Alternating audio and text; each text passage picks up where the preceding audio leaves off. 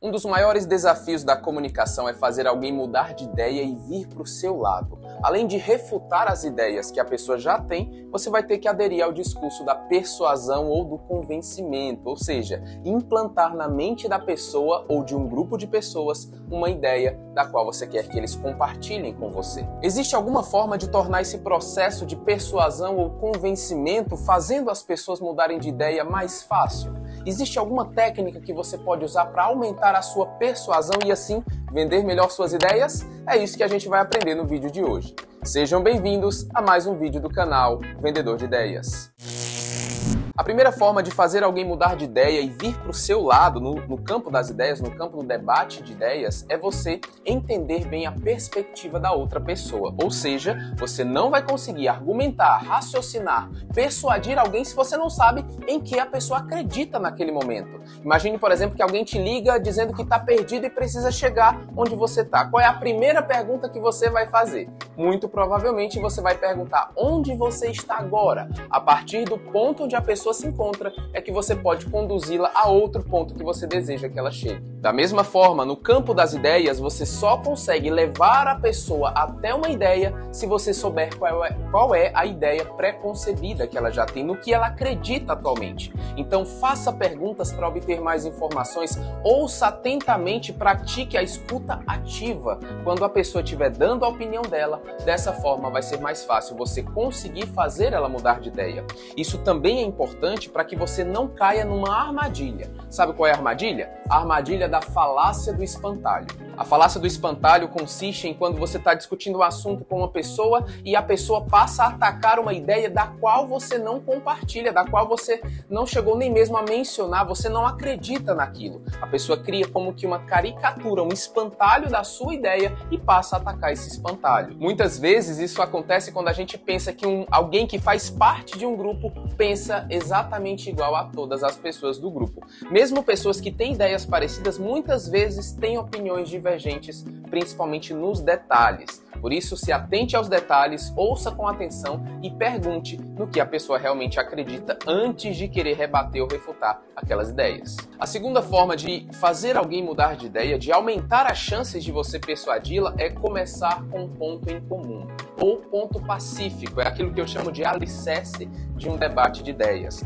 Você não tem como começar a discutir com alguém, conversar, tentar persuadi-la, se você não tiver um ponto em comum, não tiver algo em que vocês concordem. A base da discussão tem que ser a mesma. Então imagine hipoteticamente uma pessoa conversando com outra, discutindo com outra pessoa sobre, por exemplo, um assunto polêmico como o aborto. Algumas pessoas costumam questionar que quem é contra isso ou quem é a favor é ou não a favor da vida. Mas antes de você entrar em discussões desse tipo, é preciso você entrar num consenso sobre o que é a vida, quando começa a vida. Sem ter um consenso acerca desse tipo de conceito filosófico, científico, você não vai conseguir prosseguir numa discussão, porque você vai estar argumentando em cima de uma base, enquanto a pessoa vai estar argumentando em cima de outra base. Então, antes de entrar nas discussões mais profundas, tente lançar um alicerce.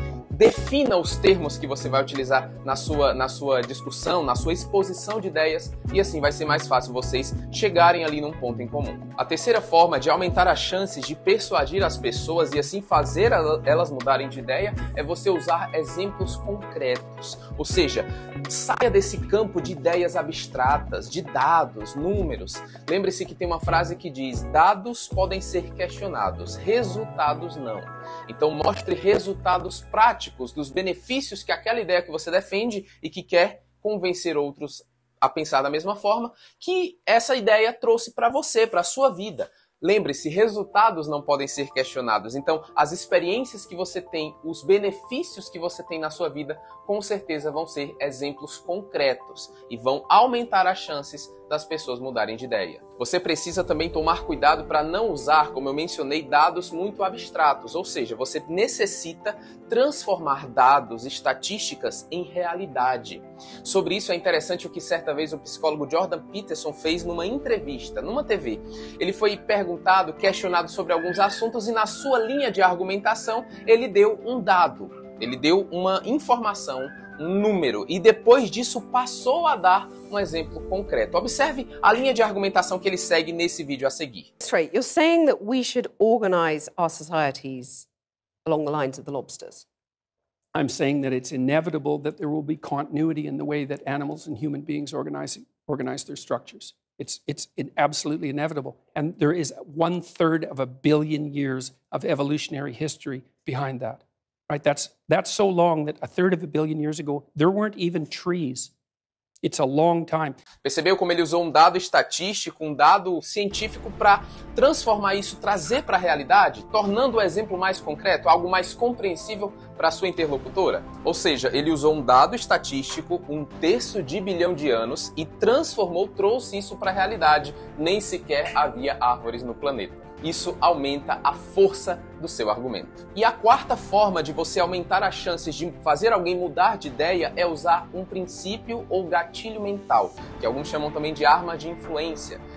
Existe um livro muito famoso, muitas pessoas já conhecem, chamado Armas da Persuasão, do autor Robert Cialdini. E ele fez, na verdade, a segunda edição, uma edição ampliada e revisada desse mesmo livro, onde ele menciona alguns gatilhos mentais ou formas de persuadir as pessoas. O princípio da reciprocidade, o princípio do compromisso e da coerência, o princípio da escassez. E nesse livro aqui, além de revisar e trazer mais exemplos de todos esses princípios, ele acrescentou um princípio, que é o princípio da unidade. Olha que interessante o comentário que ele faz nesse livro, aqui na página 445. Ele diz o seguinte: as pessoas dizem sim para alguém que consideram uma delas.